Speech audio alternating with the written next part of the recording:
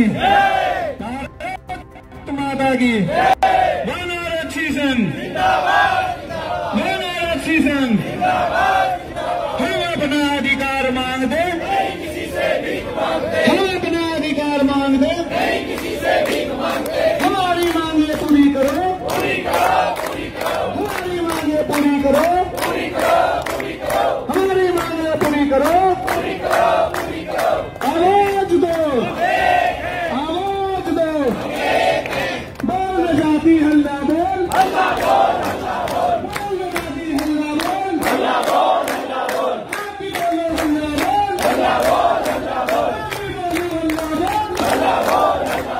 मैं भी बोलूं हल्ला बोल, मैं भी बोलूं हल्ला बोल, भैया भी बोले हल्ला बोल, लोकतंत्र के से बोले हल्ला बोल, संवैधानिक तरीके से बोले हल्ला बोल, हल्ला बोल, हल्ला बोल। आप भी बोलो हल्ला बोल, मैं भी बोलूं हल्ला बोल, धीरे से बोलो हल्ला बोल, हल्ला बोल, हल्ला बोल। नमस्कार, स्वागत है आप सभी का। मैं हूं आपके संग दीप मैठाणी और आप देख रहे हैं NIU news India update. News India update की टीम इस वक्त मौजूद है राजधानी देहरादून के वन विभाग स्थित DFO कार्यालय में, जहां पर वन आरक्षी धरना प्रदर्शन कर रहे हैं। हमारे साथ गौरव जी हैं, अनुज जी हैं और कई अन्य साथी हैं जो वन आरक्षी हैं लेकिन धरना प्रदर्शन कर रहे हैं। गौरव जी, आपसे और अनुज जी, आपसे दोनों से मैं जानना चाहूँगा कि आखिर क्या ज़रूरत आन पड़ी कि वन आरक्षियों को लंबे समय से प्रदर्शन करना पड़ रहा है। पूर्व में आप लोग वन विभाग के मुख्यालय में भी बैठे हुए थे, क्या कुछ मांगे हैं आप लोगों की जो आप सरकार से मांग रहे हैं? सबसे पहले तो धन्यवाद। देखो, मैं बताना चाहूँगा कि पिछले विगत कई वर्षों से हमारी कुछ मांगे चली आ रही हैं वन विभाग से और शासन प्रशासन से, लेकिन इतने लंबे समय से हमने कई धरने प्रदर्शन भी किए और लगातार हड़तालें भी की, लेकिन उसके पश्चात भी हमारी किसी भी एक भी मांग पर कोई आज तक कार्यवाही नहीं हुई। जहाँ तक मेरी जानकारी है गौरव जी, मेरे ख्याल से 8 सूत्रीय मांगे हैं आप लोगों की। क्या कुछ मांगे हैं वो जरा दर्शकों को जी, हमारी जो पहली मांग है वो है मुख्य रूप से है उत्तराखंड अधीनस्थ वन सेवा नियमावली 2016, उसके अंदर हमें संशोधन करना है। जो 2016 के अंदर जो नियमावली आई थी उसके अंदर ये प्रावधान था कि जो वन आरक्षी से जो मतलब पदोन्नति के पश्चात ही मतलब वन दरोगा बनेंगे और 100% पदोन्नति का प्रावधान था। पहले लेकिन वन आरक्षी जो हुआ करते थे वो ही वन आरक्षी ही पदोन्नत होकर दरोगा बनेंगे। लेकिन 2018 के अंदर इस नियमावली के अंदर संशोधन कर दिया गया और संशोधन के पश्चात 33% और 66% का क्राइटेरिया फिक्स कर दिया गया।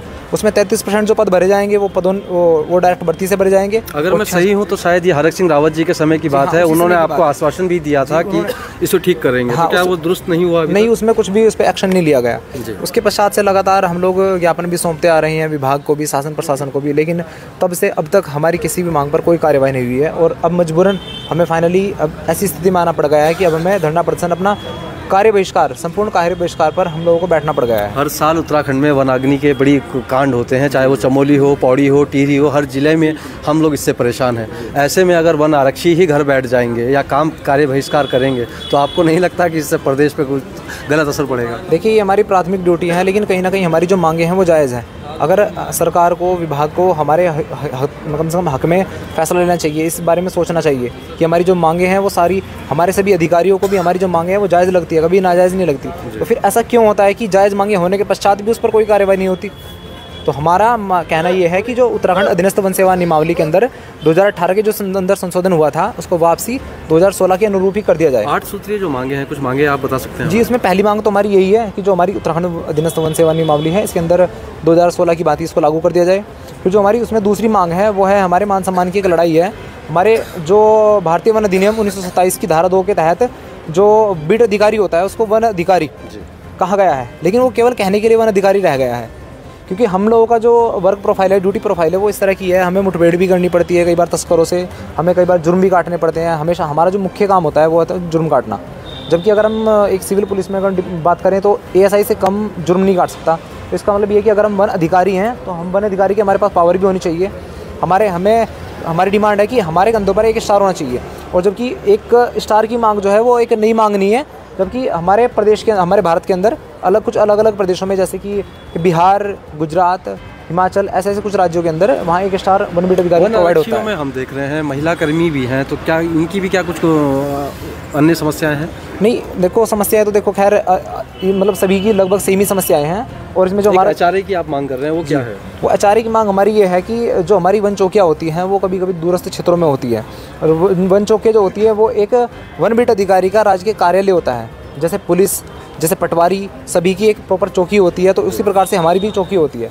तो हमारी मांग ये है कि उन चौकियों को चौकियों तक ही सीमित रखा जाए, उनको आवास ना माना जाए। ये हमारा डिपार्टमेंट भी जाता है, जब जानता है कि उन चौकियों का जब जीर्णोद्धार का निर्माण का कार्य होता है तो जो उनके बिल बनते हैं वो भी चौकियों के नाम से बनते हैं। तो उन्हें आवास घोषित क्यों किया गया है? केवल वो हमारा केवल एचआरए काटने के लिए? तो ये हमारे साथ बहुत गलत हो रहा है और हमारी मांग है ये कि एचआरए हम लोगों को उसमें मिलना चाहिए। धन्यवाद गौरव जी। अनुज जी, आप भी हमारे साथ हैं। इस समय विधानसभा सत्र चल रहा है प्रदेश में, सारे विधायक मौजूद हैं विधानसभा में, तो क्या विधानसभा घेरने का भी कोई प्रयोजन होने वाला है? पत्रकार बंधु, रणनीतियाँ तो हमारी बहुत हैं, लेकिन हम उजागर नहीं करेंगे। और ये हम सरकार को बता देना चाहते हैं, हमारी मांगें जल्दी पूरी कर दो, नहीं तो ये पूरा फायर सीजन बहिष्कार है। और उत्तराखंड में 70% भूमि पे लगभग वन भूमि है, तो इस बार पूरी वन भूमि जलेगी। और पर्यावरण आप चेतावनी दे रहे हैं सरकार को?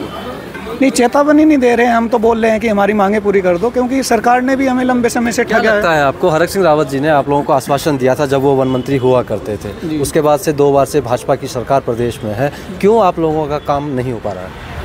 अब ये तो सरकार ही बता सकती है। हमने बातें सरकार के सामने काफ़ी बार रखी, जब हरक सिंह जी ने माननीय